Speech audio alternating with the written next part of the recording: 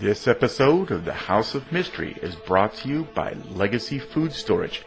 The best way to protect your family is by being prepared. LegacyFoodStorage.com. New U.S. sanctions on Iran took effect today, 6 months after President Trump pulled the U.S. out of the international nuclear deal. The sanctions target Iran's shipping, financial, and energy sectors, all key to the country's already struggling economy. Bombs, which the FBI referred to as improvised explosive devices, were sent to the FBI's bomb laboratory in Quantico, Virginia. We're in Mexico again tonight as thousands of migrants try to find a faster way to the U.S. border. The White House says it's now getting help from the Mexican government. Breaking news out of Pittsburgh. The man accused in the shooting at the synagogue in Pittsburgh is pleading not guilty, and he also wants a jury trial. You can see he's facing a 44 counts. In the final seconds before the Boeing 737 MAX crashed into the water, it was traveling at more than 500 kilometers an hour. All 189 people on board were killed.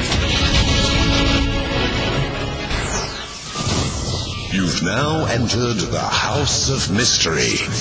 Crime, conspiracy, history, and science. With your hosts, Al Warren, Mike Brown, Julie Sav, Michael Butterfield, Dr. Joseph Usinski, and Michael Hawley. Heard on KCAA 106.5 FM Los Angeles, 102.3 FM Riverside, and 105.0 AM Palm Springs.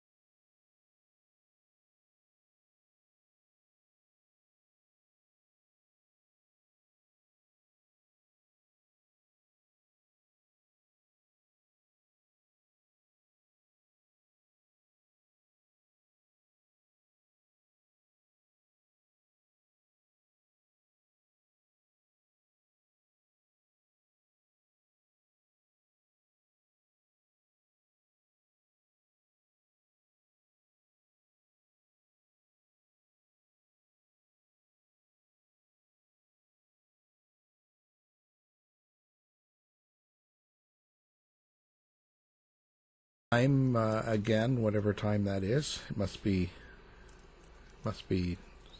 House of Mystery time. It is. It's a mysterious house. Yeah, it certainly is. Wow. So we have a good show coming up today. We're going to be talking about false confessions, and of course we have Laura Nirider from the Brendan Dassey Making a Murderer case.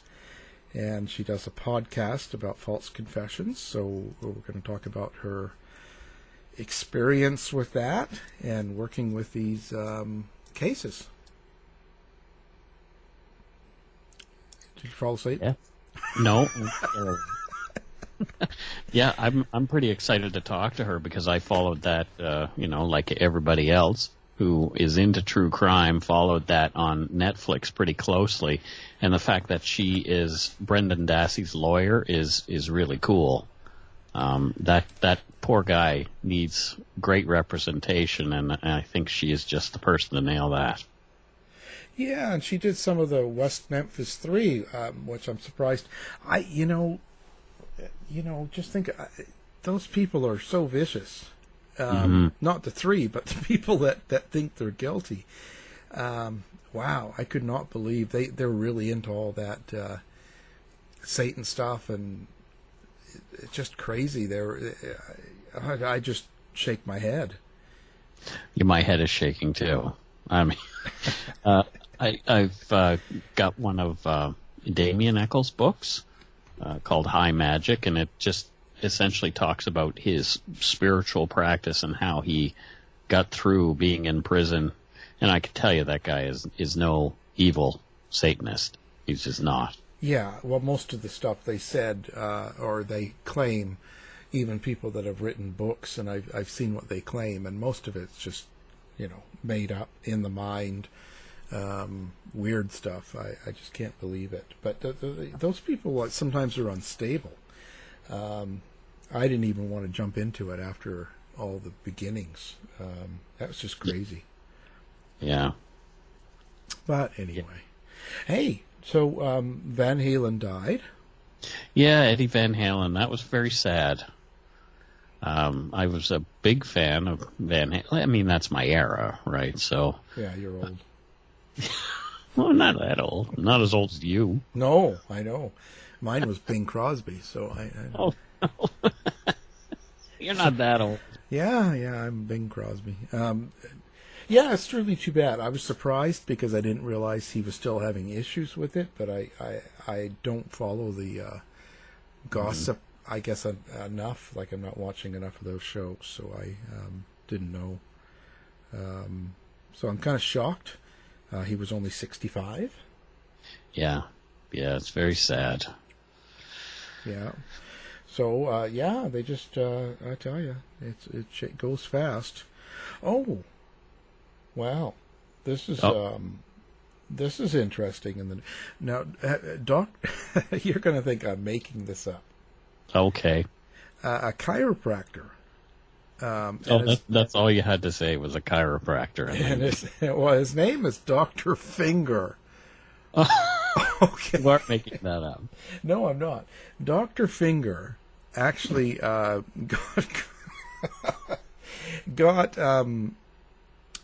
caught fingering a patient, and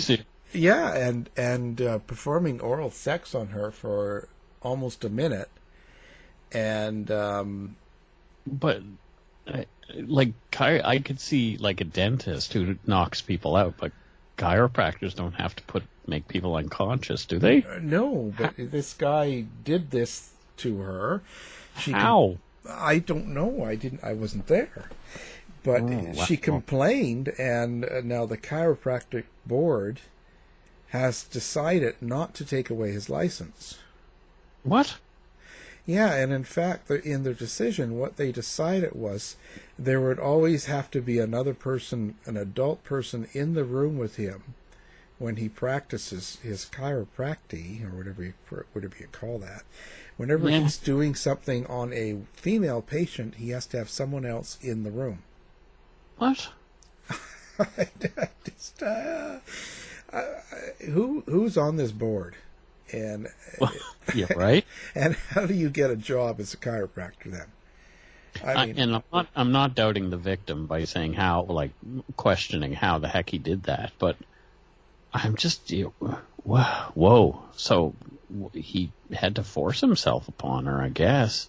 Well, I would think, and you don't need to be naked to have chiropractic treatment, as far as I'm aware.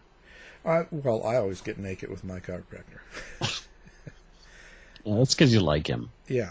But, the thing is, I don't think, you don't have to be, but maybe if you were in some sort of lower back or upper leg, if you were in an accident or you had some sort of issue there, maybe you're wearing your underwear.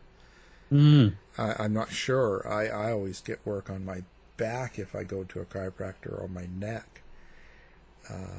I've never had it. Anything that puts you alone with somebody, you should be cautious, I guess. Well, I mean, I'm not that cautious about it, but it's crazy that these predators can find the right, venue for themselves to be alone with their victims. It's bizarre. Like the old adage about the priests and the Boy Scout leaders and all that kind of stuff being pedophiles. I mean, it's why I didn't get into becoming a Boy Scout leader, because I was afraid of being branded that. Because, I don't have kids. And who's the creepy guy who wants to be a Scout leader? Scouts taught me a lot of stuff about life when I was a kid, and learned a lot of things about survival in the wilderness, all that kind of stuff. I want to be able to pass that on. but I don't want the focus that comes with being a married guy with no kids who's working with other kids. You know what I mean? Yeah. Yeah, it was September 8th. So Dr. Kenneth Zane Finger. Of course, it's in yeah, I know it's in Jacksonville, Florida. So there you go. I have a weirder doctor name for you. So my cat got really sick, and we had to take him to the doctors, and we wanted a new veterinarian, so we tried another vet locally, and went in. The veterinary practice's name is very normal, but the veterinarian who took care of our little kitty was named Geronimo Piano. Dr. Geronimo Piano. Oh, there you go. But Dr. Piano and Dr. Finger should get together. They would make beautiful music together. Well, yeah. Well, at least they punished him. Dr. Finger also got a reprimand of a $7,500 fine. Oh, no. Well, there you go. That's all. That $7,500 fine, and you got to have somebody else hanging out with you when you do your work. I just can't believe that they would allow him to practice. They're allowing him to continue to practice, although mandated. He has to log all female patient visits and have a chaperone at each. Yeah. The latest occurred on a 20-year-old woman, and she came in for acupuncture on her back. So he's done it more than once?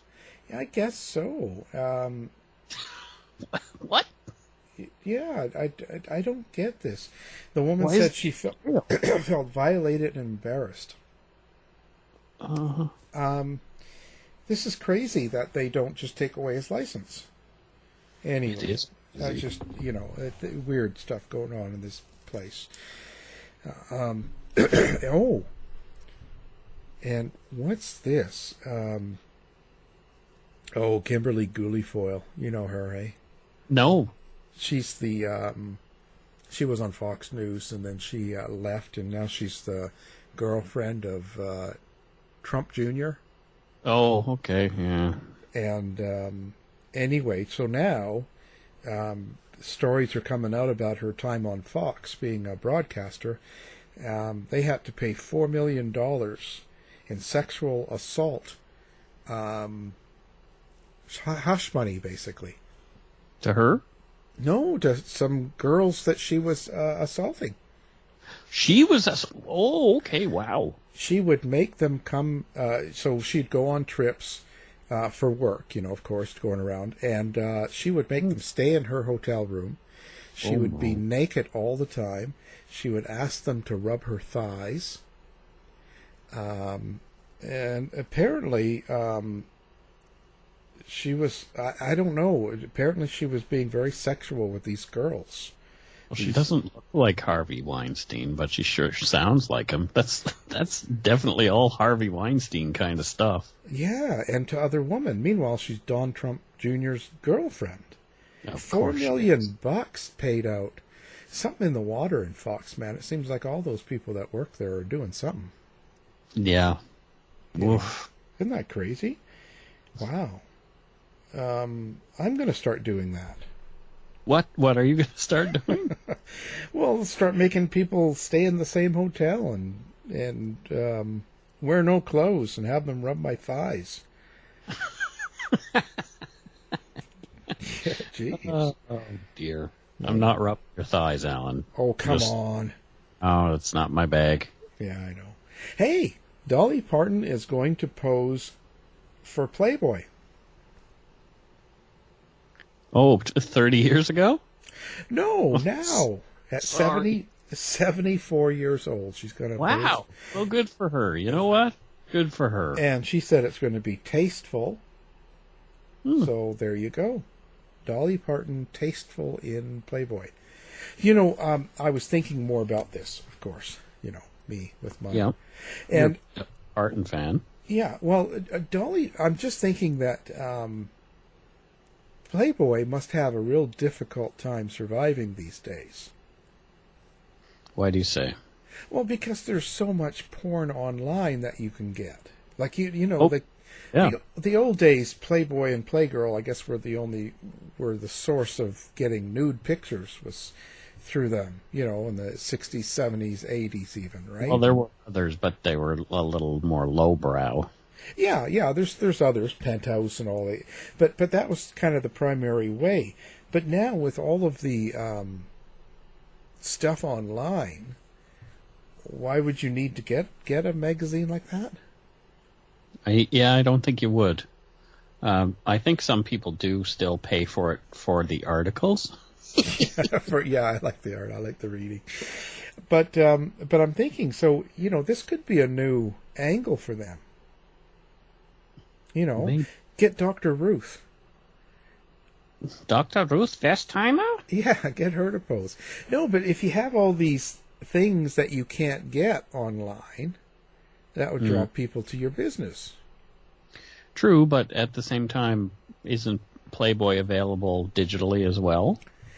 It probably is, but I'm just thinking that might really increase people buying or getting subscription to it. Maybe, because you're going to get this. Here's Dolly Parton, and you're going to get, you can have Dr. Ruth, you can have all these old ladies that have never posed nude before, and then you'll have to get their magazine or go to their digital copy in order to see it. There are a couple of parts of Dolly Parton that people want to see, so... Two. Exactly. Well, I don't know. I'm not really into seeing a naked woman as it is, never mind a 74-year-old. Well, I mean, I think it's a brave thing to do, and it's going to break some of the norms, like people don't expect to see a 74-year-old woman posing in Playboy, but maybe it's time somebody did. Yeah, I mean, I don't mind seeing an older guy. Right. So maybe there's a desire for that. There must be. They wouldn't be doing it otherwise. I wouldn't think so, but you just never know. So anyway, so I thought that was really interesting. There's all sorts of good stuff going on, and of course in the U.S. they're getting in a new judge, or they're trying. Yeah. It's not looking good down there, and I don't know where it's going to go, but Hey, and Scotland's closing down, because of the coronavirus again. Yeah, we're watching kind of the same thing play out that played out in the spring, aren't we? Europe starts to close down first, and then it'll be us afterward. Yeah, I'm hoping that we deal with it better than... Well, we didn't do too bad in the spring compared to a lot of other places, but I see a lot more. I see a lot of protests going on about masks and stuff still, and I don't quite understand that. Well, there were a lot fewer masks I saw at the grocery store the other day. I went out for groceries and just sort of take notice of those things now when you're out and about, and I saw a lot fewer people wearing masks than I have, so people think it's over and it's just beginning again. So yeah, people have got to stay on it, because I don't know what the big deal is. I mean, it's contagious, just like a flu or a cold. Why wouldn't you just put a mask on, right? Yeah. It's become so political because of the U.S., that people kind of are jumping on that, so it's too bad. Sad that it's become political, because I wear a mask because maybe I do have it, but I would rather not pass it on to somebody else. And I just feel like it's a civic duty to wear a mask, just for courtesy, even. Well, yeah, of course. And, of course, I had the test there last week. And you tested negative? Yeah. But, I will say it was quite it's not as bad as people say. Okay. When you lay back and they stick it up your nose, right? Actually, it's not painful at all. Maybe it depends on who's doing it, I guess, but what it is when they go in and they push up against, I guess, something on your sinus. Actually, all it does is it kind of tingles, It's kind of like, you know, that tingling that you're just about to sneeze? Yeah. That's how it feels. It feels just like that. So they have to keep it there for, I think it's 10 seconds. They count 10 seconds. But that whole time you feel like you're going to sneeze. It feels tingly like you're going to sneeze. And then they pull it out. And it's kind of, so it's not painful. It feels like that. It feels like you want to sneeze. That's the best way I could describe it. It wasn't anything bad. You know, I would have no problem doing it again. So there you go. Yeah, I haven't had cause to. I haven't been sick. I've been actually healthier this year than any other year. I can remember I haven't gotten a cold or flu or anything like that because I've been more cognizant of washing hands and being around people who may or may not be sick. It's been a healthier year for me. Well, that's a good thing. Maybe we'll have better flu season too because of it. You know. Hopefully. Hopefully. Anyway. Well, it's that magic time again. We'll go for a break, and when we come back, we'll have Laura Nirider with us. Looking forward to it.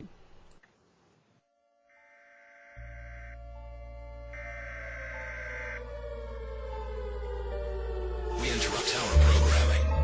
This is a national emergency. Important details will follow. Are you prepared? Legacy Food Storage. The best way to protect your family is by being prepared. Go now to legacyfoodstorage.com. Use coupon code HOM15 now for 15% off. Quick, go!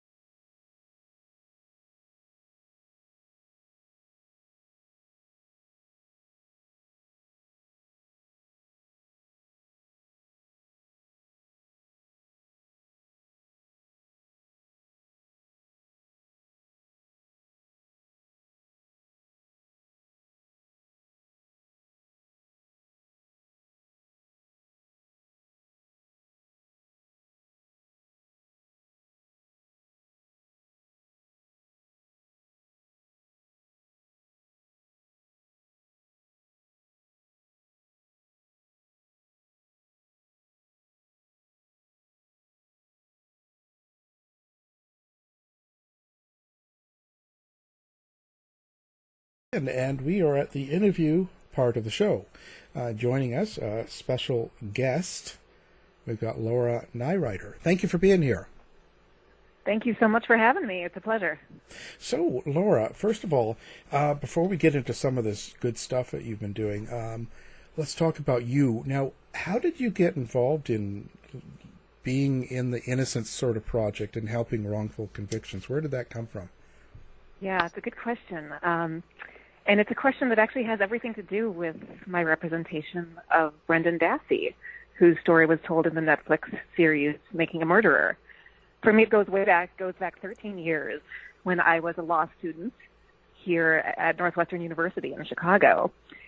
And I was getting near the end of law school, and I thought I had my whole life figured out, right? I was going to be a business lawyer. That was my plan. I had a job lined up after graduation and everything.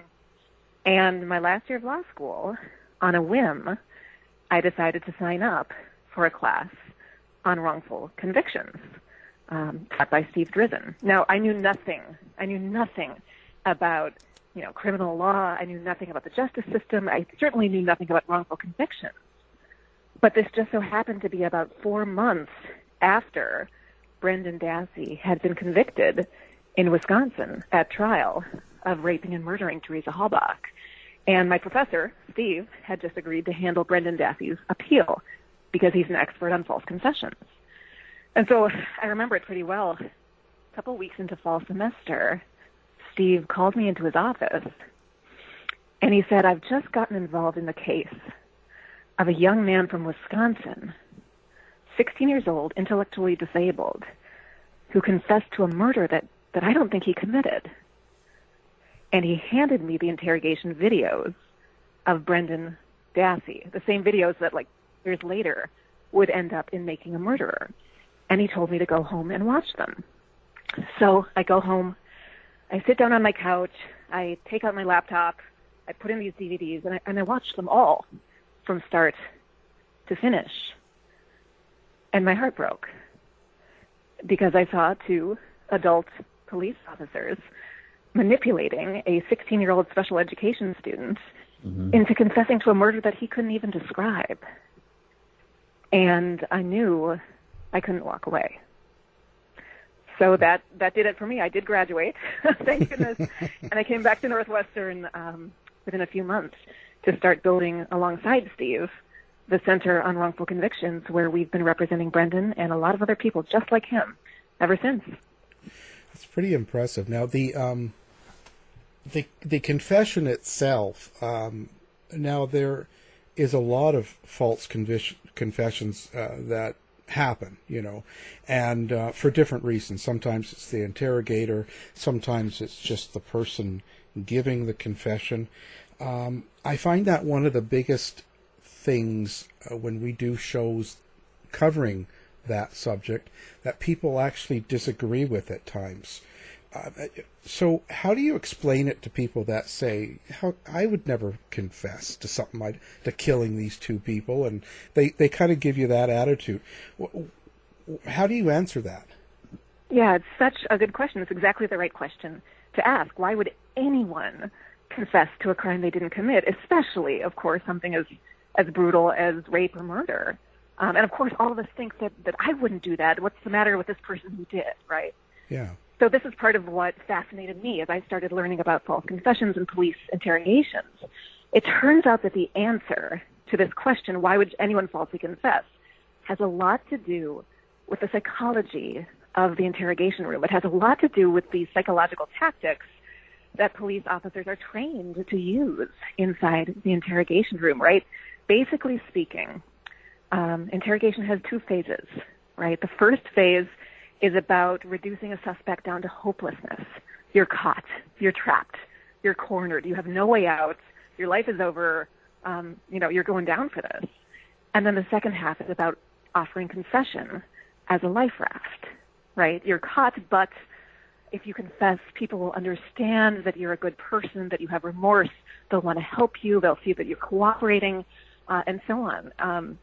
But what you see in a lot of these interrogations that result in false confessions, and I have watched hundreds of these videos and represented dozens of these people, is you see this basic structure of interrogation get cranked up, get sort of amped up in ways that would affect any of us.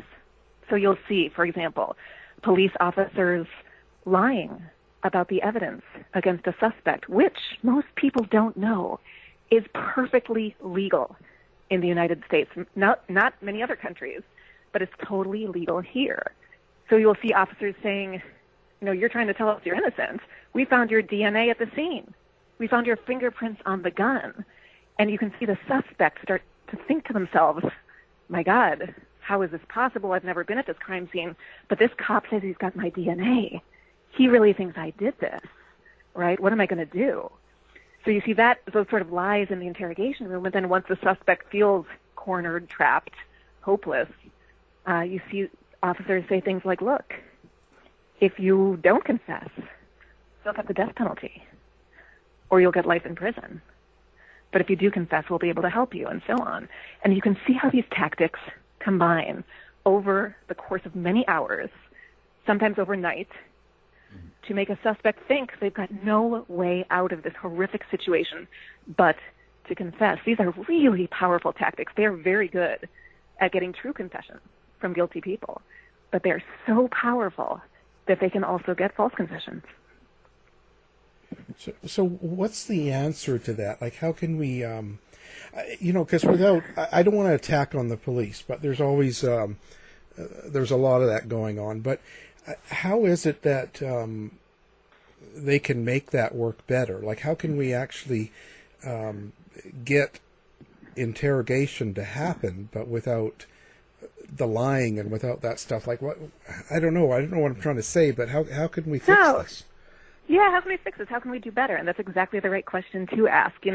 One of the things that I do that I'm proudest of is I work really closely with police and prosecutors. I'm not about about attacking or, that kind of Yeah. thing. What I'm about is learning from these cases, because at the end of the day, nobody wants an innocent person behind bars while the guilty person is out on the street. Nobody wants that.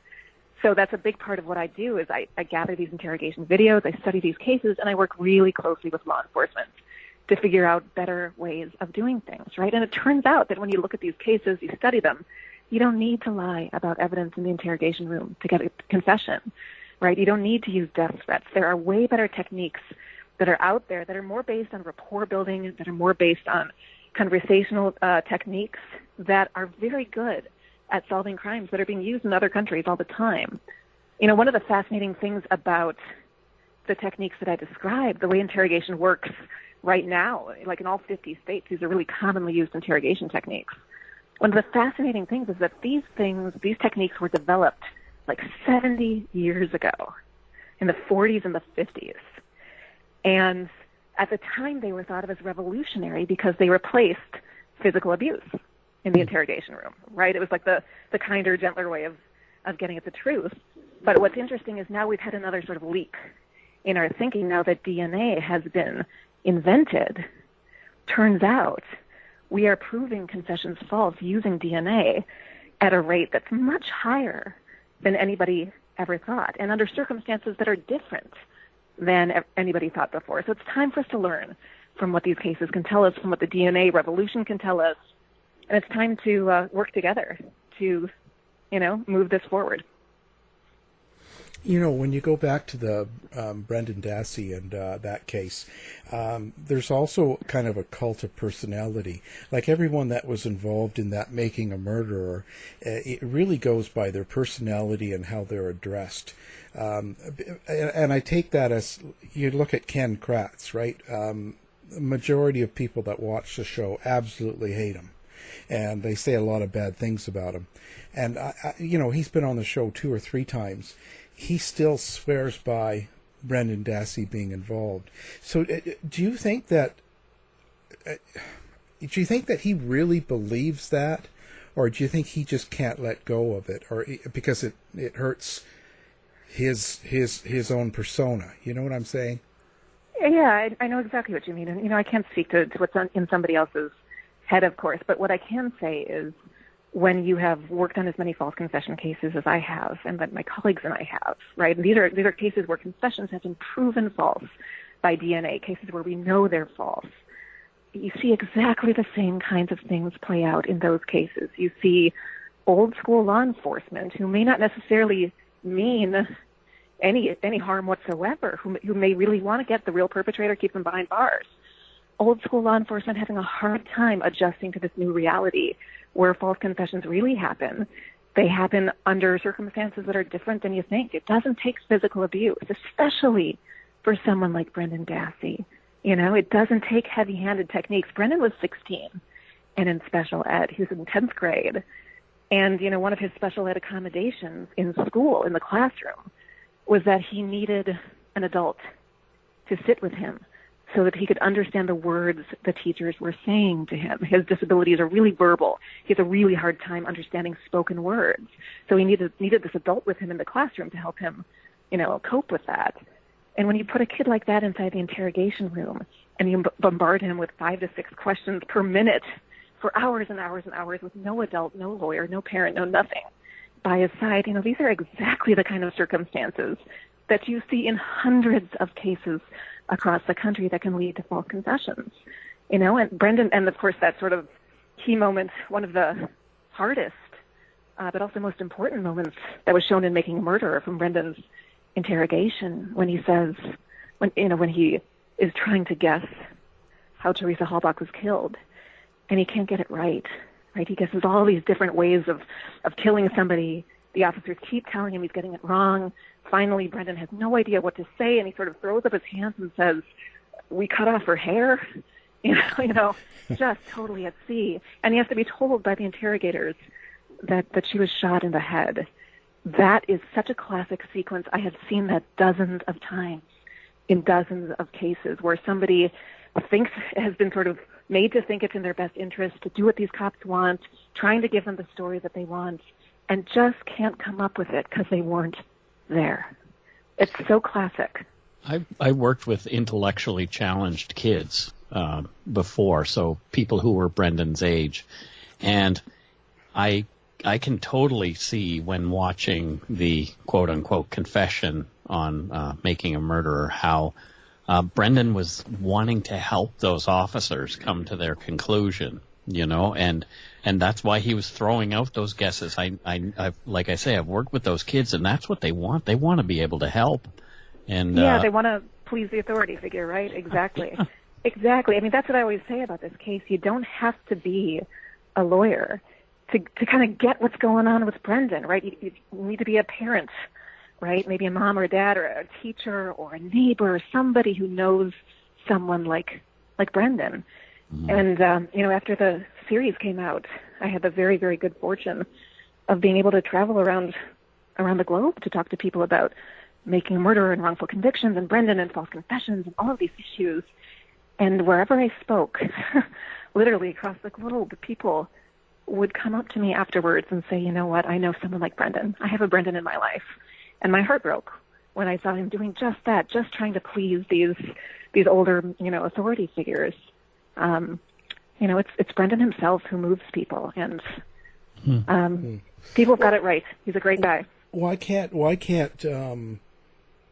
the prosecutor or the court or the system put an adult in the room? Why can't they assign someone? Because, I don't want to put down Brendan's mother or any parent figure there, but to leave your child who's got challenges, never mind just being 16 years old, in an interrogation for hours with, these policemen, why doesn't there have to be an adult there to kind of level it out? Because there's nobody on his side then. I think level it out is exactly the right phrase. It's obviously not a level playing field when you've got any kid, like you say, let alone somebody with disabilities like Brendan. Here's the interesting thing, and this is something that not a lot of people know. Only about 13 or 14 states require police right now to try to contact a parent before questioning a child. So in the vast majority of states, there's no requirement that a parent get notified. That's something we're working on changing very much. I'm a mom. I've got 2 boys, and I would be horrified to find them being questioned, being put in any sort of legal jeopardy without my knowledge. But that happens in a lot of these cases. But you're also right that sometimes a parent's protection isn't enough. Parents are susceptible to these interrogation tactics just like their kids are. Parents can be sort of confused and that sort of a thing. So the reform that we really push for at the Center on Wrongful Convictions is to require a lawyer in the interrogation room for kids. Now, this was the law in 0 states before Making a Murderer, but after the world saw what happened to Brendan, I'm pleased to say that 2 states so far, Illinois and California, have passed the first laws in the country requiring lawyers in the interrogation room for certain kids. It is, those are early steps, those are baby steps, but they are long overdue to protect, all of our kids. Now you've been doing a podcast now, Wrongful Conviction podcasts. How did that start out? Like, why do a podcast? Yeah, it's a great question. For me, it did have everything to do, again, with Making a Murderer. When those filmmakers showed up in Brendan's case and started filming us in court, we didn't solicit it. We didn't ask for it. We sort of had no idea who they were until they told us they wanted to make a series about it. And when the series was released years and years later, we didn't expect it to light the world on fire the way it did. Suddenly after working on Brendan's case for 9 years, suddenly the world was saying his name. The world was having that same transformative moment that I had when I was a law student, right? They were watching the same videos and sitting up bolt upright on their couches just like I had done and saying, this is not right. This is not okay. What can I do to help to make sure this doesn't happen again? And when I saw firsthand how this Netflix series, transformed the way so many people thought about the criminal justice system and the way that it interacts with, people who maybe aren't rich or powerful or well-connected, I thought to myself, well, geez, if Brendan's story can energize people this much for change, I got a lot more stories like that. Stories that are just as engrossing, just as fascinating, just as disturbing, and just as motivating, right? To get people organized, to get people calling for action, calling for change, getting people aware of the system, aware of what their rights are. And so that's what led Steve Drizin and myself to create our podcast, Wrongful Conviction, False Confessions. You know, we've worked on so many of these false confession cases that have videos from inside the interrogation room that are just like Brendan's, sometimes even worse. And so we use that real interrogation audio to tell 12 different stories of false confessions of people who, you know, were manipulated into falsely confessing inside the interrogation room, who were convicted on the basis of those confessions, and then, you know, sometimes over the course of years, even decades, fought and fought and fought for the truth until they were finally exonerated. They're incredible stories, every single last one of them. Each episode includes an interview with the person whose story we tell, the person who falsely confessed, a little check-in with them. You know, what did your experience mean to you? What are you doing with your free life now? And you wouldn't believe some of the answers we're getting. You know, it's like after spending 30 years in prison, little things like, you know, feeling the sunlight on your face or smelling freshly cut grass. That's what means everything to these folks. It's really, really inspiring. How do you choose these cases in the sense of there's a lot of people that say they were convicted wrongly or confessed because of whatever reason, intimidation, there's all sorts of reasons. So how is it that you make a decision to follow up on a case as opposed to not? Like what's kind of the line you draw on or criteria you use? Sure, absolutely. So if I take a step back and answer as a lawyer, you know, at our Center on Wrongful Convictions, we get about 3,500 letters every year from inmates all around the country who say that they were wrongly convicted, who say that they're innocent, and who ask us to look into their cases. There are 5 of us at the center, so we can take very, very, very few cases, right? We are a pro bono organization. We don't charge anyone who we represent. You know, Steve and I have never charged Brendan or his family a single nickel for the work we've done on his behalf, and proud of it, frankly.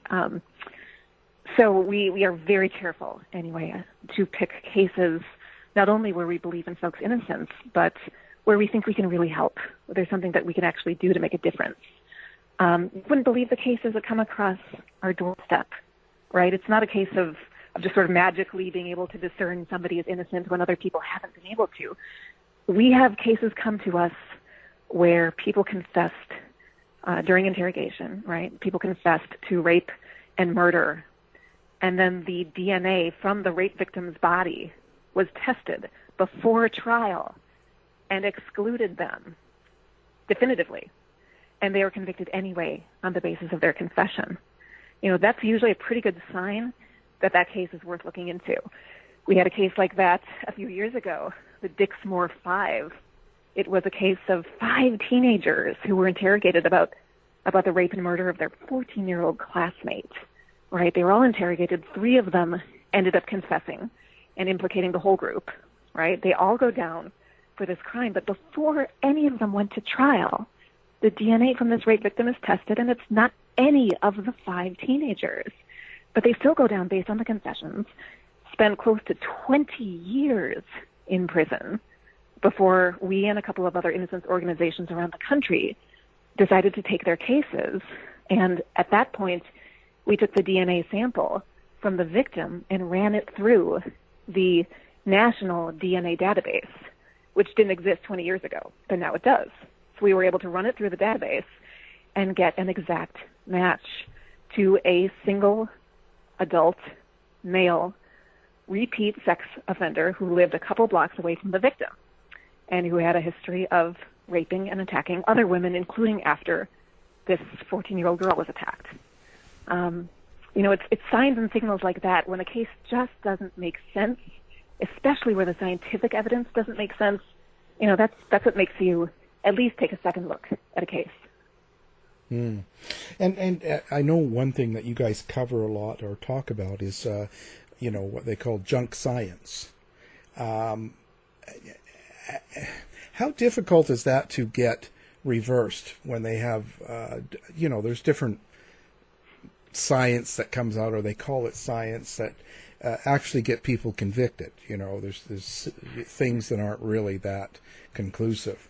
How can you get people to think differently about some of these things? No, it's really interesting when you get into the criminal justice system and start, reading about cases, reading trial transcripts, police reports, the real sort of nuts and bolts of how our system works. There are so many things we think are true about forensic science and, frankly, about the functioning of the criminal justice system.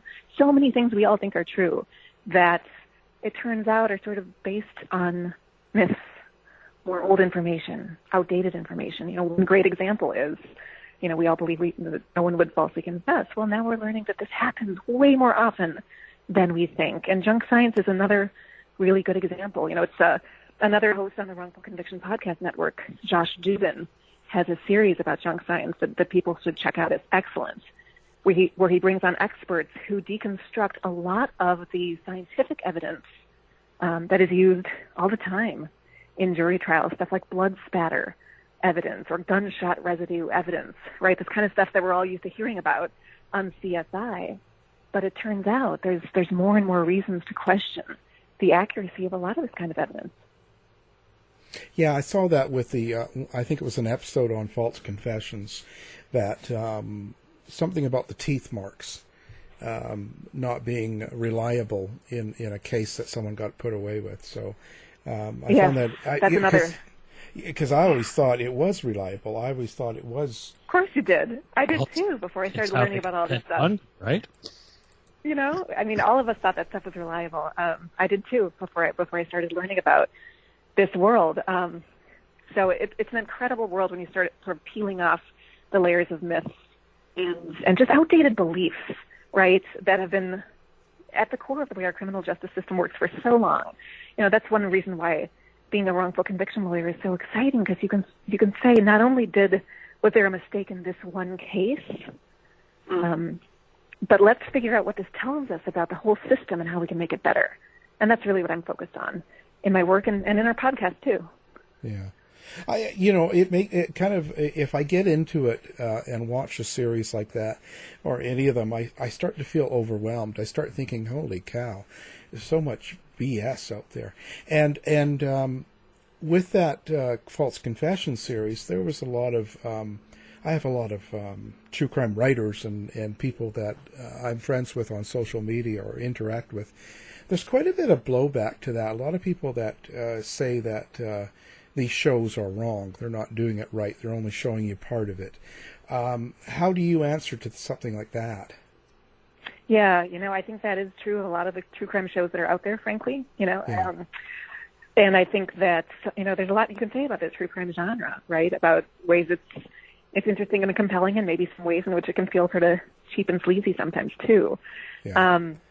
When it comes to our stories, the stories we tell, our False Confession stories in our podcast are based on real video of interrogations, so the video shows what it shows, and it's based on DNA evidence. The stories we tell are people who've been proven innocent by DNA, and that DNA very often has identified the real perpetrators. So, we tell stories that are backed up by video evidence and by science, and that, in fact, are some of the most sort of prominent cases of wrongful conviction in the country, because in many ways, when you hear about these false confession cases, when you listen to these interrogation videos, they can be some of the most disturbing cases of wrongful conviction. You're actually seeing an innocent person, have their words used against them.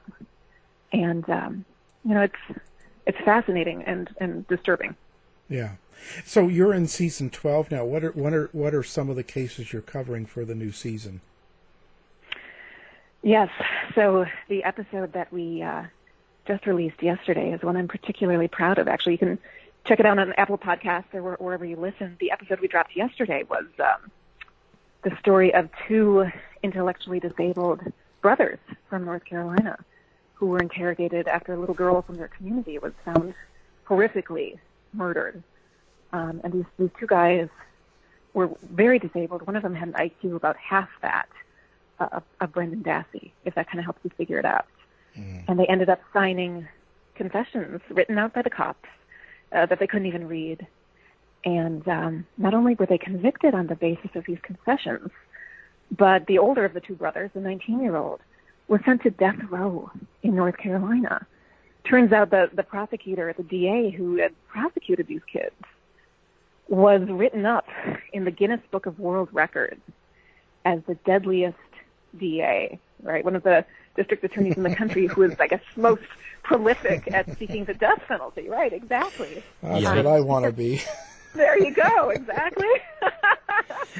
And he sent 47 people to death row.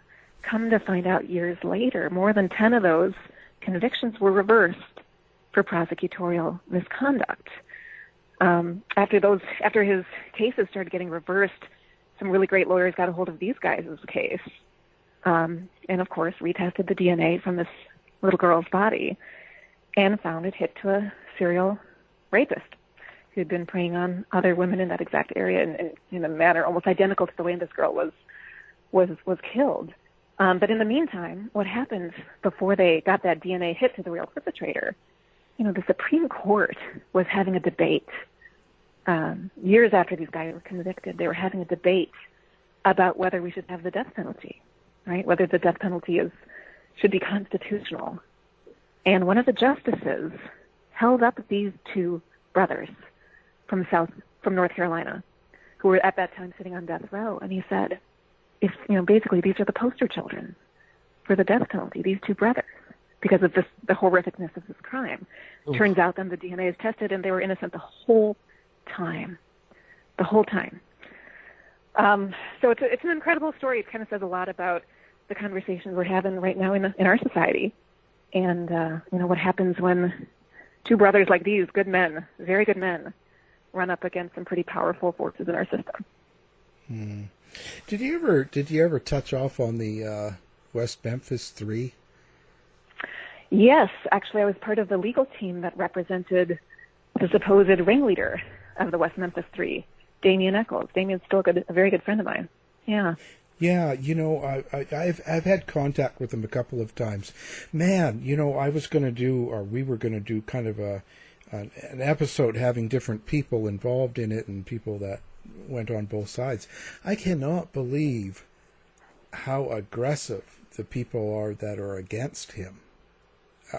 That's the thing, right? What happened in that case, right? This is this 1993 case involving 3 8-year-old boys from West Memphis, Arkansas, who were killed brutally. The crime is bad. Yeah. It's about as bad as it gets. I mean, I don't think anyone on the planet would disagree with that. So there is this sort of natural human instinct. We all feel it, right? All of us who are parents. I've got an 8-year-old boy myself right now. All of us who are parents feel that anger and that rage at the crime itself. But what you see in wrongful conviction cases is that anger and the moral certainty that you feel about how wrong this was, that this happened to these little kids, that moral certainty about the wrongness of the crime can turn into moral certainty that someone's got to pay. And that attitude can drive wrongful convictions in some of these really horrific cases. You just want someone to pay. And if the police say, hey, we think it might be this guy, it's all too easy for any of us, right, to focus on, well, if there's some evidence against these guys, we want to string them up. In the West Memphis 3 case, of course, as in many other cases, there's no real evidence linking the 3 teenagers who were convicted, no reliable evidence at all. So I totally understand people's need to hold somebody to justice for what happened, but that emotional feeling can really distort investigations and distort the system search for the truth.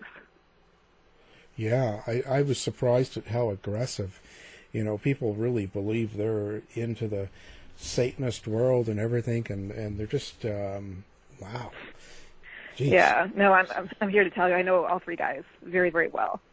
They're lovely people. I've spent a lot of time with them.